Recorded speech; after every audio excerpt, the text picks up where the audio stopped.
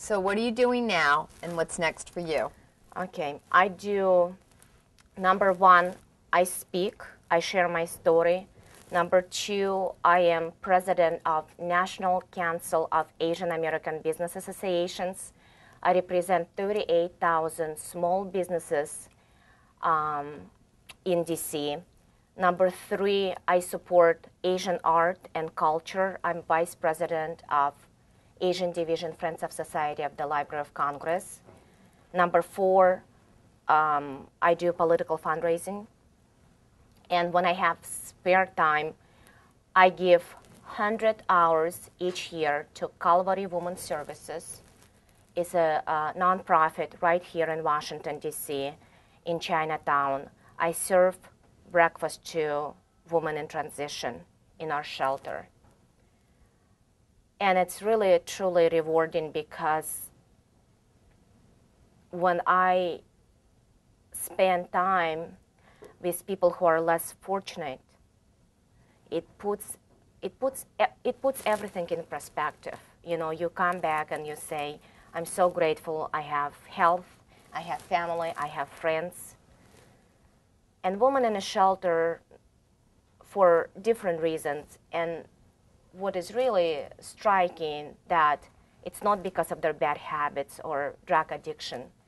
There are a number of women who got to the shelter because of home foreclosure, bankruptcies because they couldn't afford high medical bills.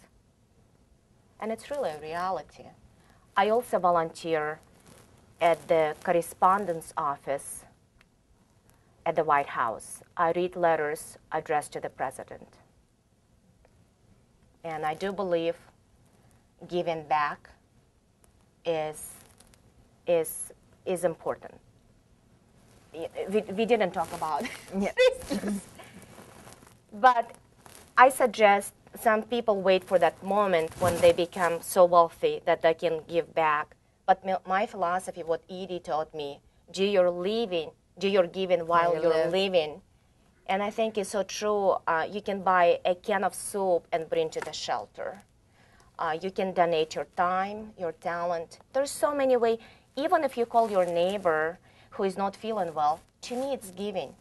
Yesterday, Jose came to paint my bathroom. And I said, Jose, I don't know Jose. I said, have a seat. I said, I'm going to make you a cup of tea. And he started shaking.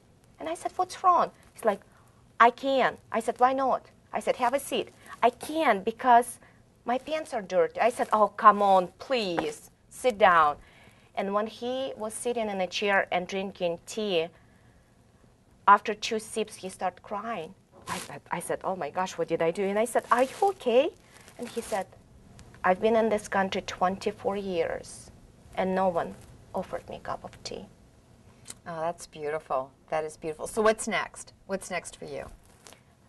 That's the sentence in my book. What's next? Who knows? I'm open. I'm open. I love it.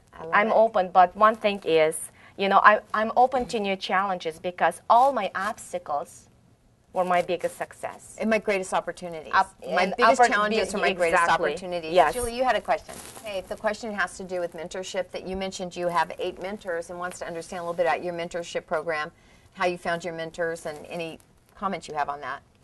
I actually found my mentors going to the conferences.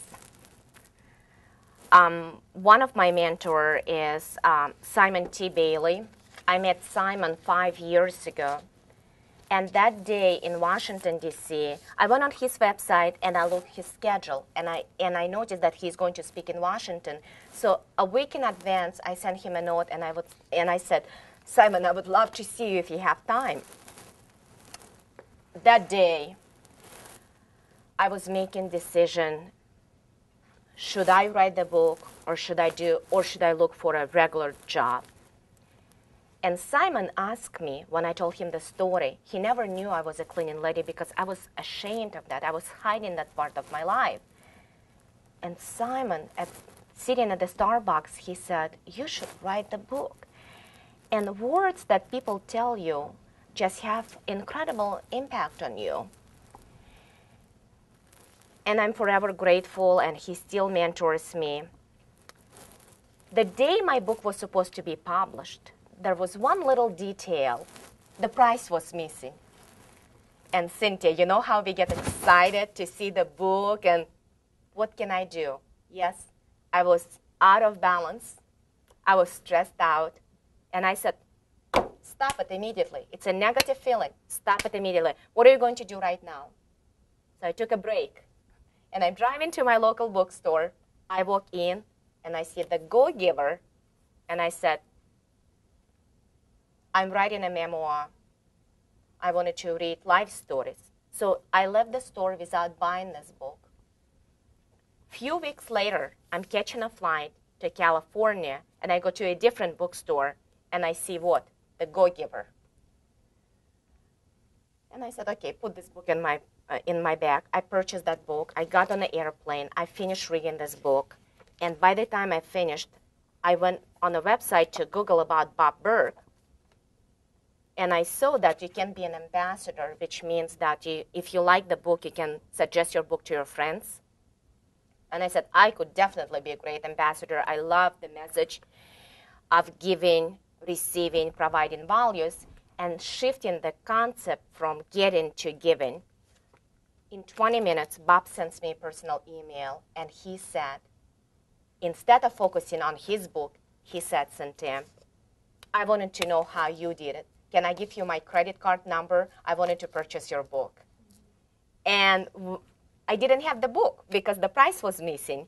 So I felt this man really wanted to read my story. I suggested, is that okay if I'll send you my manuscript, electronic manuscript? He said, yes. So when he was reading, he said, I love this, page 75, line, I don't know, about my grandmother. And we became such a good friends. Master Junri is my mentor, and he really keeps me in shape. The importance of working out, it's so critical. And we talk about that because mental health and mental attitudes will help you to overcome any challenges. It will help you to have this laser focus. When I wrote on my board, I want to lose weight, I wasn't specific enough. I said, I want to weigh 128 pounds by January 11th of 2010. Happens, 25 pounds down. If you wanted to lose weight, just put the photograph of you 10, 15 years and put it on this vision board. And you let your subconscious mind to work. All of a sudden, you don't crave sweets. All of a sudden, you don't want McDonald's. All of a sudden, you want salads and you crave for water. As a human being, there's 3 levels. Conscious level, oh, this is too difficult, it's impossible. Subconscious level, well, I always wanted to do that. And all of a sudden, right people come your way and events happen. And superconscious level, when you are true to yourself and you're connected to the source that created you, you don't have to worry.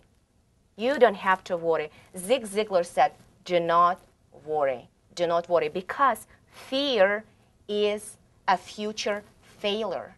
You attract that negative energy, and everything is just not coming the way you want. Like you said, I'm not worried because you're in a state of gratitude. Our job is to define exactly what we want. The super source, master, God will provide you and will assist you because we're here